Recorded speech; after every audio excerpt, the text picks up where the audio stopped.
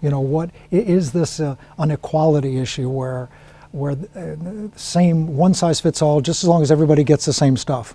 Or is this an equity issue where you're trying to ensure that all kids have equity and access to content and grade level standards? So I listen carefully to that, because that moral imperative thing really is the byproduct of what their priorities are. Absolutely. I mean, and that's the nice thing about MTSS, is it really is for all students. Regardless of what's producing the academic struggle for a student, whether it's truly an academic issue or it's an attendance or behavioral, or they need social and emotional supports, it's just about how do we identify the needs of all of the individuals in this district ecosystem, and then make sure the right supports are there and in place for everyone to be successful. And that's the great thing, is it includes teachers and students are part of that ecosystem.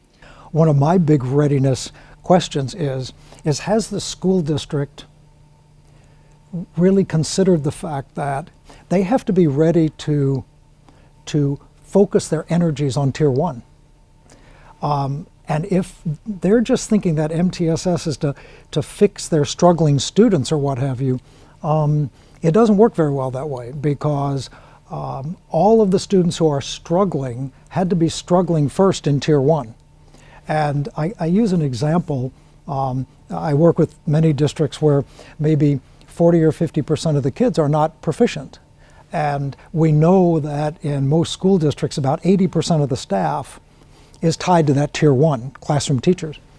And I ask them, so half of your kids are proficient, but 80% of your resources are going to that Tier 1, and are you really asking 20% of your staff to fix 50% of the kids? And all of a sudden, they start thinking, well, we really have to improve the effectiveness and the efficiency of Tier 1. And a lot of districts, when they want to do MTSS, they don't think about that. And they're like, we want to improve our interventions. Well, improving your interventions might be not as effective and efficient as improving the quality of Tier 1 and that general education becoming universal education. Yeah, that effectiveness of core instruction is just critical. And we often see schools and districts measuring interventions, but never measuring the effectiveness of core instruction. And we have lots and lots of evidence. And in a previous life, running Reading First for 600 schools in Florida, we saw it. Schools that were implementing, quote, a tiered system of supports had very similar interventions in place, very similar needs of students, one school being very successful, one school not. When we went back and did further investigation in those schools, the key difference was always the quality and consistency of core instruction. And so if we don't look at that first and we're using interventions as a replacement for high quality core instruction, we know that most interventions will always look like they're failing. And one of the data elements that are often shared with me to reinforce your point is the district will say, we're concerned about the increasing number of students being referred to problem-solving teams. We're concerned about the increasing number of students being referred for special education. And I'm thinking, all of these students are coming from the same place. So that doesn't mean necessarily that the core instruction is getting worse. It probably means that the core instruction that has always worked is continuing to work, but for a smaller percentage of the kids. And those kids from diverse backgrounds, those kids that don't fit that typical mold are not going to do well. So they come out of Tier 1 like they're fired out of a cannon, and they go to problem-solving teams, or they go to special ed, and as that number increases, districts get concerned and they want to build up Tier 2 and Tier 3.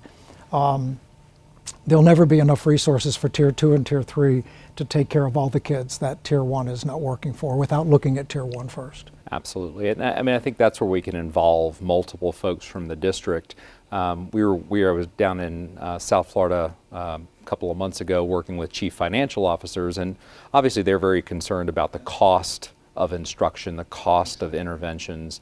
And so being able to help them see there's a real return on investment when you are focused on high quality core instruction.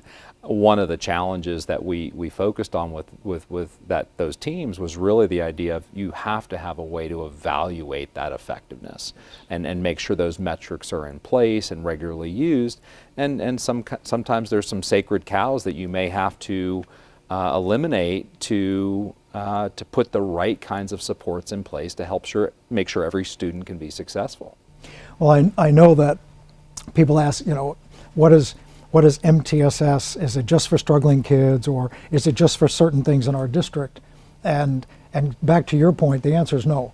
Everything that a district does fits into that multi-tiered system. And I'll take your example of meeting with the CFOs and chief financial officers. And I go back to my time as a building principal and a district administrator, where we didn't think about the cost of educating students in different intensity levels of instruction.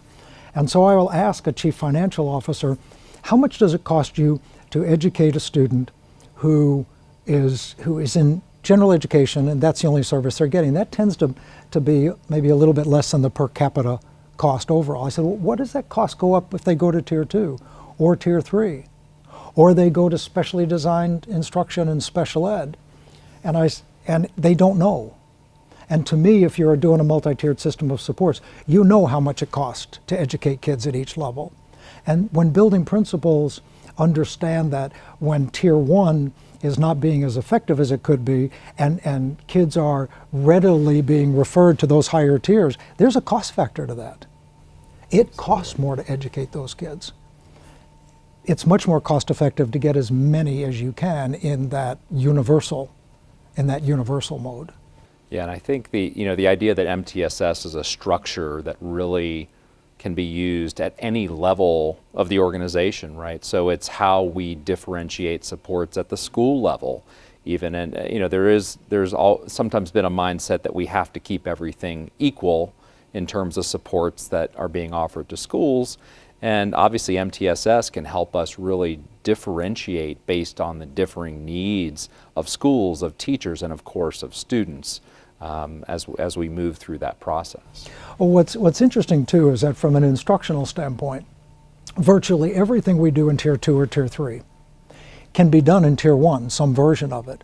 So what I'm thinking about, you mentioned social emotional learning and behavior, and I'll take the example of school psychologists or social workers. If they're having to work with individual students who are having behavior, social, emotional problems, the number of students they can work with is very limited.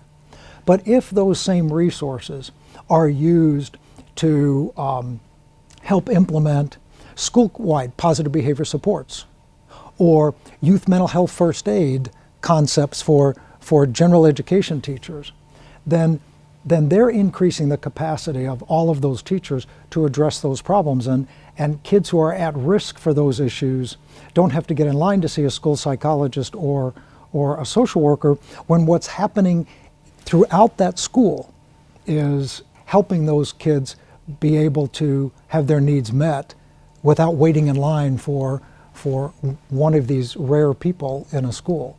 So it's tier 2 and tier 3 is not different than good instruction in tier 1. And if we can increase the capacity of everybody in that tier 1 just a little bit, then it reduces the burden on tier 2 and tier 3. It's not that general education teachers have to solve all of these problems, but if they can participate in those early identification and prevention efforts, like school-wide positive behavior supports, more kids will have their needs met, so that those resources in tier 2 and tier 3 can be much more impactful.